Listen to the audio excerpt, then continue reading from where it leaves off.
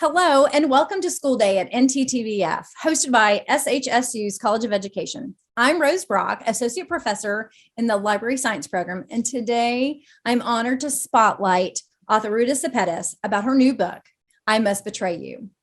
We'll also be talking about Ruta's other notable and award-winning novels, Between Shades of Grey, Out of the Easy, Salt to the Sea, and Fountain of Silence. Welcome, my friend. It's an honor to have you back with us. Thank you so much for having me. I'm so excited to be chatting with you.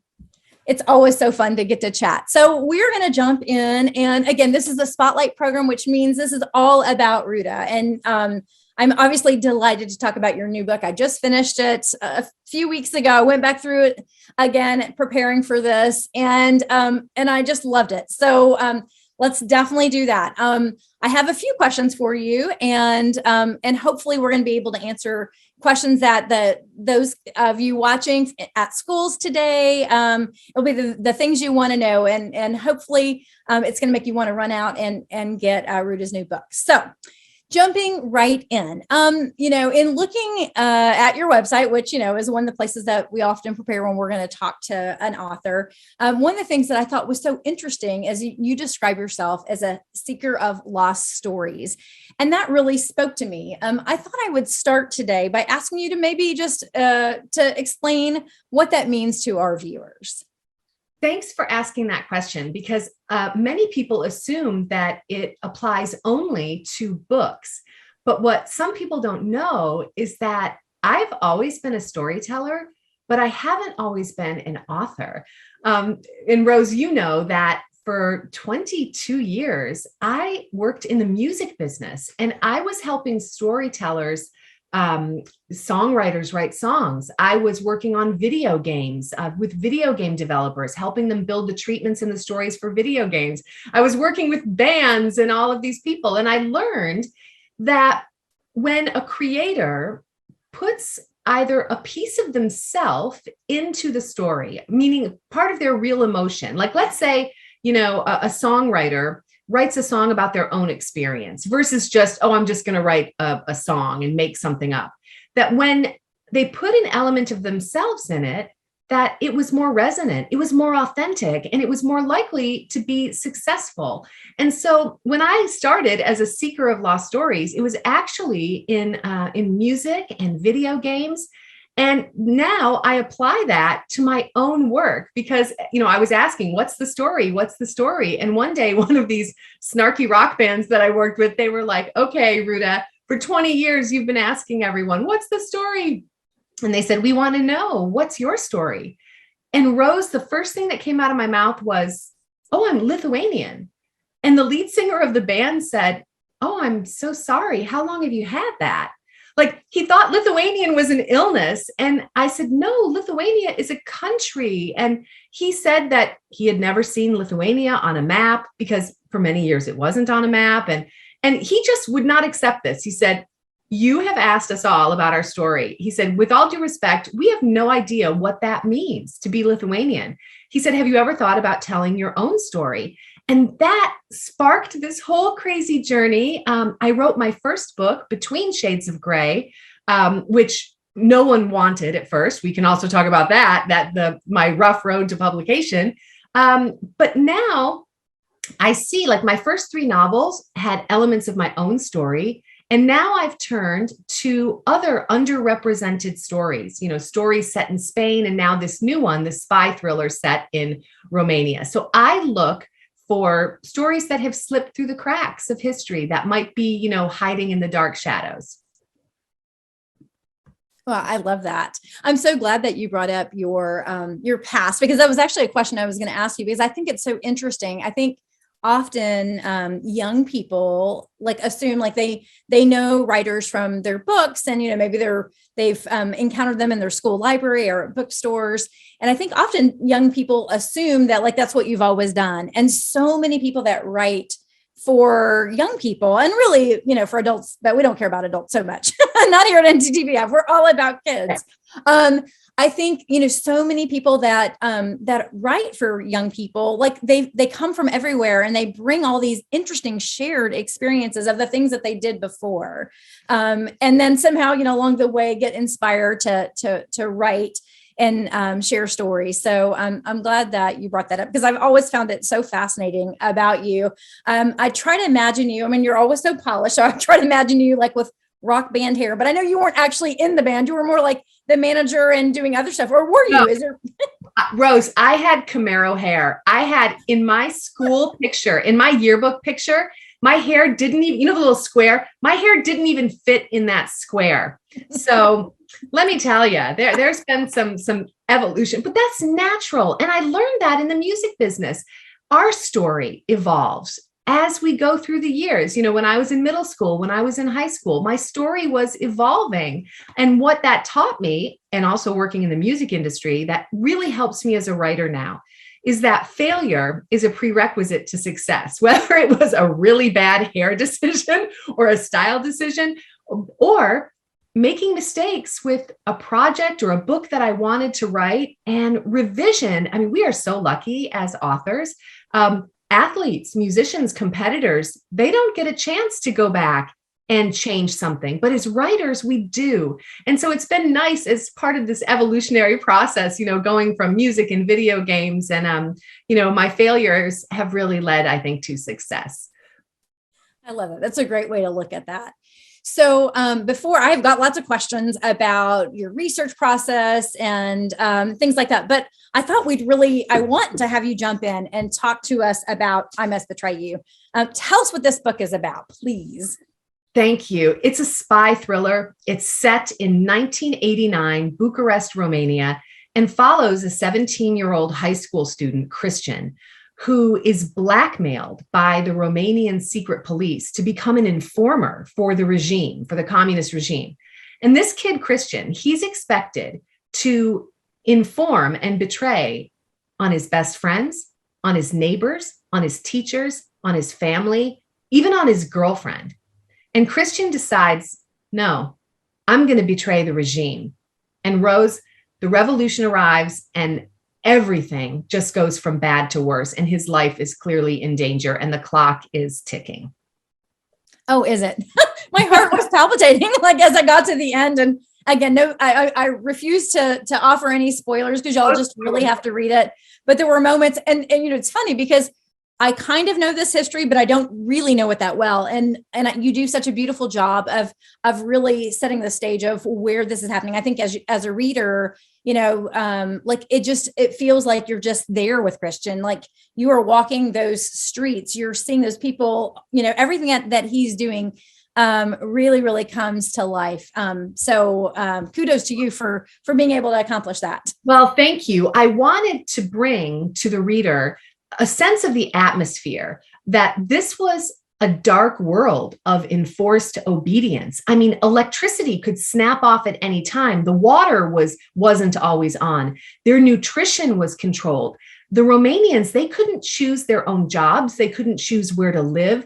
Everything was controlled. It's even fertility was controlled. It sounds dystopian, but this was real. And it was pretty recent. And I tried really hard to infuse that atmosphere. And readers have been emailing me and messaging me on social media saying, oh my gosh, I'm so haunted by this. I can't sleep. And it is haunting, but I want readers to know it was real. It really happened. So I want you to read the book and say, could I survive this? No kidding. All right. Well, so clearly, I know that you're Lithuanian, but my understanding is you grew up here. So, you obviously had to do research to really be able to create an authentic picture of Christian's world. So can you walk us through that process? I know you do it for all books and you certainly are welcome to speak to that too, but let's start with I Must Betray You. Yes. And actually my process for research is the same for all the books. I first start with the reading. I read all the nonfiction and academic papers, and because my next step is to travel to the place where the story, actually took place and to interview true witnesses. And before I go and interview people, I have to have a working knowledge, quite a deep working knowledge of the history and the timeline, because it would be unfair to ask them, to be educating me. Sure. And also because this particular time period, the 80s in Romania, it was so traumatic. This dictator, in order to control the population, and I should mention, Romania was controlled by this dictator, Nicolae Ceausescu, who history has revealed was monstrous. And in order to control the population, he not only was controlling things like nutrition and electricity, and he isolated the country. No one could have a passport. And then he used this secret police force, the Securitate, to spy on people. So Rose, there was this atmosphere of mass surveillance. There were listening devices people didn't know in their light fixtures, in the telephone, in the window frame. One diplomat said he found a listening device in his shoe. So everyone was being spied on, little video cameras, audio cameras at all times. And so it created this atmosphere of fear. And so in my research, I wanted to meet with people who had lived through that. And what they explained, I traveled all through the country, even in the Transylvania region, the beautiful countryside, of Romania, the Transylvania region. And everyone said that this atmosphere of surveillance, that mistrust, they didn't know who they could trust, who was an informer and who was listening. It created a kind of terror. And they spoke for nearly a decade in whispers. They whispered, they put a pillow over the telephone. And what that did was, this dictator was so evil that other stories that I've written about, where people were suffering during war or under oppression, they had a solidarity or a unity, at least together in their experience, in their victimhood. What the Romanians, they didn't know who they could trust. So there was no solidarity, and that left them feeling so alone. And I wanted to capture that. And so I met with people who were students during the time period, middle school students, high school students at the time. And then I met with people who were working for the government at the time. And I mean, just people of all ages, all over the country. And I sat with them and did hundreds of interviews.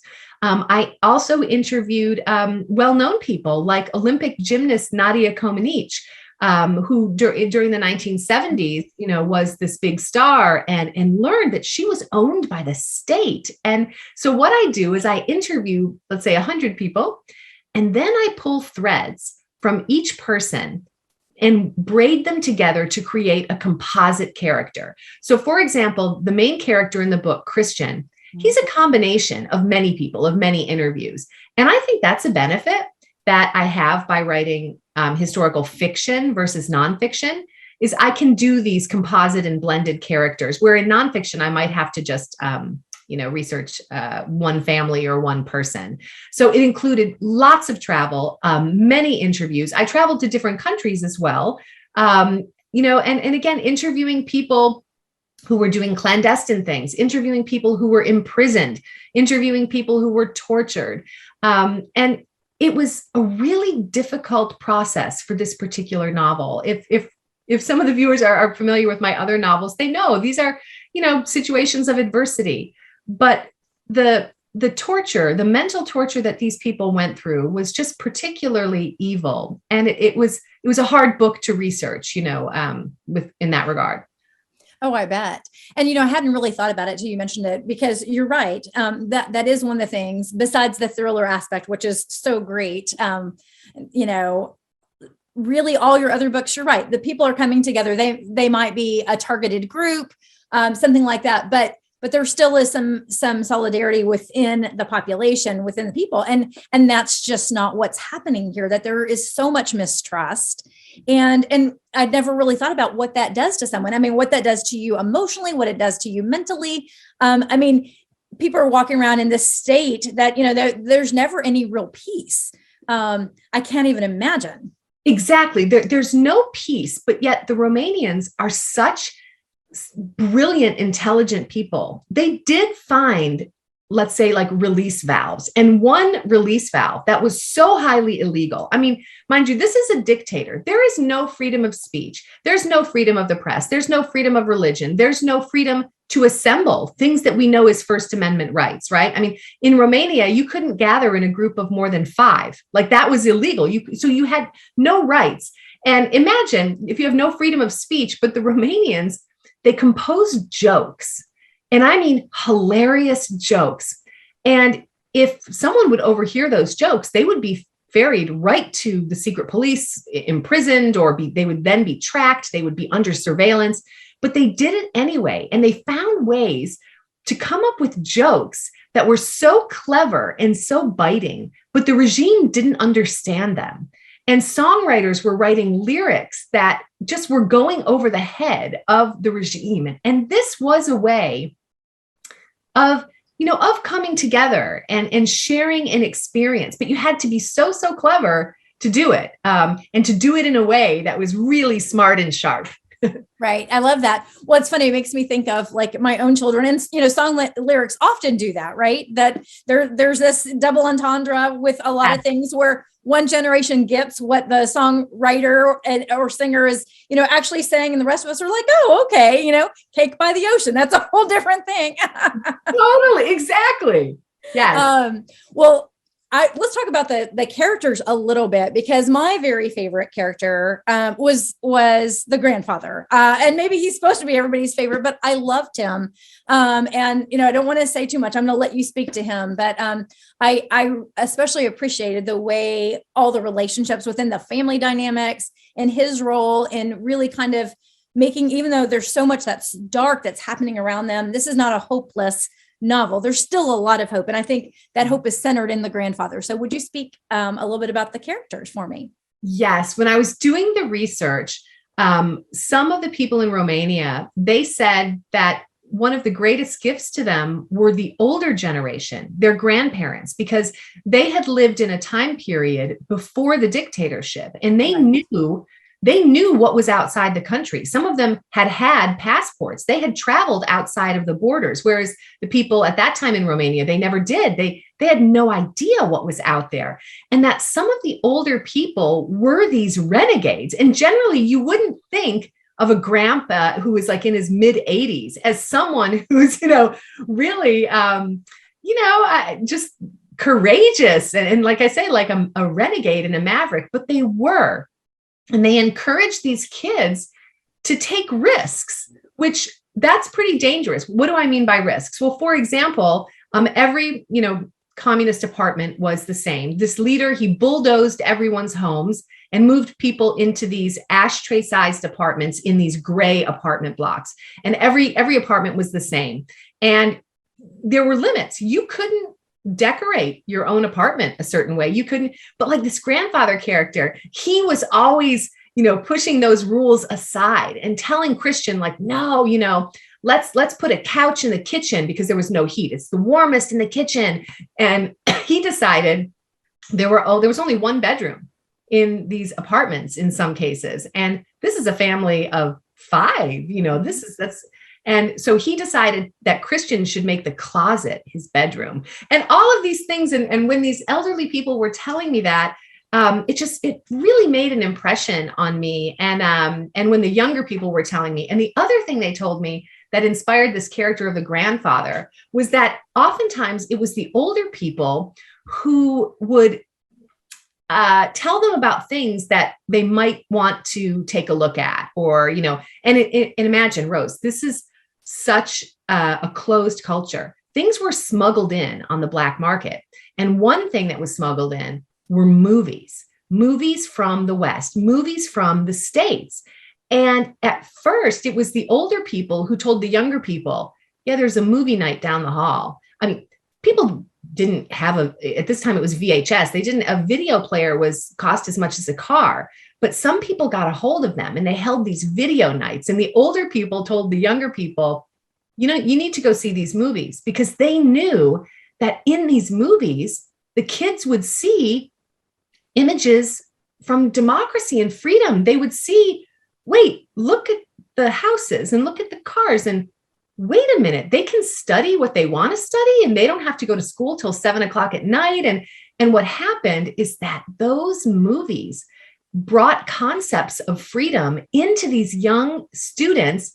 And it was the young students who during the uprising were the bravest, but that came from this older generation. And again, in some cultures, the older generation is certainly cherished, but you don't think of them as trailblazers and renegades and the rebel rousers. Rebel rousers. That's exactly it. And like that they're going to be on the front lines. But in this case, they were. And I wanted to capture that. Well, you did that brilliantly. And I love, and thinking about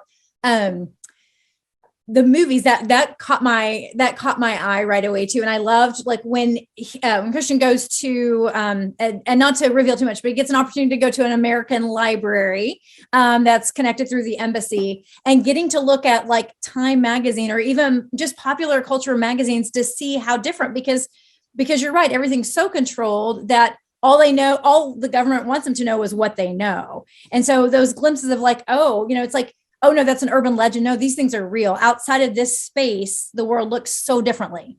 And that is exactly it, Rose. You've hit on it. That when a lot of times when these Romanians would see the movies, they literally thought that these movies were fantasy, that everything, they were all sets, and this was not real.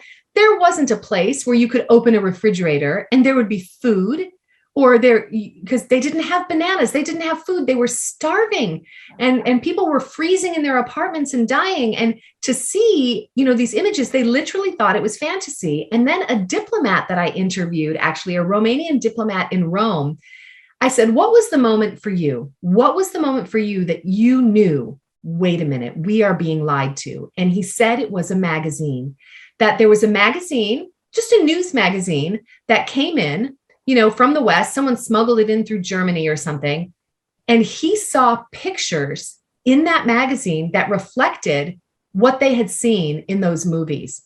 And he said at that moment, it was like a rock was sinking in his stomach. And he said, they're lying to us. They're lying to 23 million people. And they are just keeping us in the dark and keeping us, repressed. And he said he was angry, he was upset, but yet he couldn't share with anyone because he didn't know who was listening. Right. So that was a powerful moment during the research. Oh, I bet. So I forgot to say this as we started. First of all, I need to congratulate you. You have just very, very recently this book released, and you are #1 on the New York Times bestseller list. Amazing. So congratulations on that.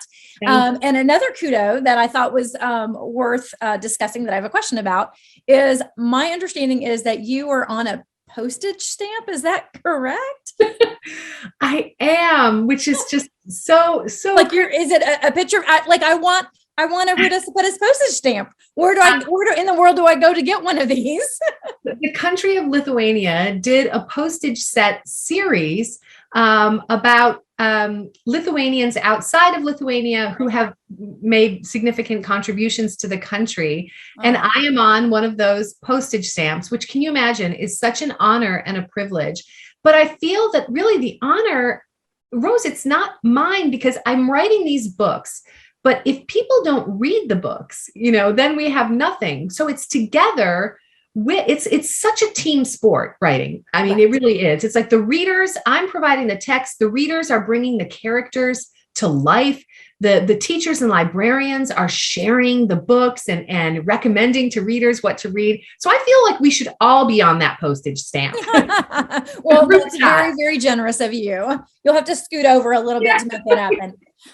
Okay, so I thought, obviously we've been talking to young readers today, but we also have teachers and librarians watching. So specifically thinking about teachers, if you were going to have an opportunity to speak to a teacher who plans on using this book or one of your other books in their classroom, is there anything you'd want to say to them? Any do's or don'ts you'd want to share? Anything like that? Oh, I would love if they could, in reading the book, if they could also perhaps pull in some current events of what is really happening and has been happening over the past couple years. We see now that the United States has sent troops to Romania. Why? What is happening now with the troops bordering on the edge of Ukraine and going through Belarus? And a great exercise would be to use some of the educational materials that are on NATO's website. There's a full section for teachers that describe, what is NATO? Why is it important? And we see that after these countries that used to be under the sphere of Soviet influence, now many of them are members of NATO. They're members of the European Union. And why is that important? And I think studying this history of the past, it can give context to the present. And I think, and the other thing I want to suggest is there's a documentary film called Chuck Norris versus Communism. And it's not a long documentary, but it features this black market video business and how videos came in and the impact that they had. And there was one woman, Irina Margareta Nistor, who dubbed over 3,000 movies into Romanian. And she was the voice of freedom. And to watch this documentary and discuss with students the impact that seeing movies and music from the West might have had in bringing down communism in Romania. Thank you so much. We don't have a lot of time left, but I do want to make sure that to give you an opportunity to speak a little bit about your other books, because I know we have people watching that are, find those books beloved to them. So anything that you would like to share about either your inspiration for any of the other stories or just whatever. Yes, I would. And I know today's a short session. If any of you have questions for me, or classroom questions, student questions, teacher questions, message me through Instagram or Twitter or, on my Facebook page. And I would love to interact with you. So yes. So, when I first started this journey, I didn't realize how truly powerful this genre could be of historical fiction. First of all, it's so elastic. You can write a historical fantasy. You can write a historical thriller, as I've done. You can write a historical romance. You can write, it's very elastic. But the opportunity to make true progress, I think, is one of the most powerful parts of this genre. And what do I mean by that? In my first book, Between Shades of Gray, I wrote about these people in Lithuania who were deported to death camps in Siberia. I mean, a brutal, brutal experience. And when I interviewed people for that book, many of them were too frightened to give me their name. They wanted to remain anonymous. Stalin hung over them like a cold shadow. They were frightened. They didn't know if I was a spy. And so many of those people remained anonymous. Now, 10 years has gone by. The book, thanks to students and educators, has been adopted into classrooms, into curriculum, and it's become a graphic novel. It's become a major motion picture that's on Amazon Prime called Ashes in the Snow. And now, last time when I returned to Lithuania and for the premiere of the film, some of those people who, asked to remain anonymous. So in the book, I gave them names like the bald man, the man who wound his watch, the grumpy woman, these anonymous names. When they came to the premiere in front of the press and the media, they stood up, Rose, and they introduced themselves and they gave their full name. And he said, I am the man that wound his watch and I am no longer afraid. And that is not something that I've done. That's something that we're doing together. When history remains hidden in the shadows, the people who experience that history, they feel misunderstood. They feel like the world has forgotten them. But through reading and discussing these stories, we restore a little bit of human dignity and suddenly give these people the courage to take ownership of their own history. And I have seen that in Salt to the Sea, in The Fountains of Silence, Out of the Easy, and Between Shades of Gray, my other books. And it's something that's ongoing. And I think that's just such a great gift. And let's face it, reading creates these organic discussion groups. We read a book and we're anxious to talk about it. And some of us love it, some of us hate it, but that's fine. The important thing is that we're giving voice to people who never had a chance to tell their story.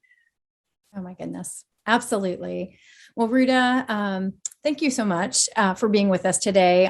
Again, on behalf of Sam Houston State University's College of Education, school day today here at NTTBF, we're just honored to have you with us. Everybody needs to go out and, go. You can find I Must Betray You at bookstores. Your librarians will get it for you. You need to read this book. That is what I want to tell you. So thank you again for your time. As always, it's a pleasure and an honor to get to visit with you. Thank you. The honor and the pleasure is mine. I do hope readers will check out I Must Betray You. The tagline is trust no one, tell no one. Spies are everywhere. Heck yeah, they are. Thank you.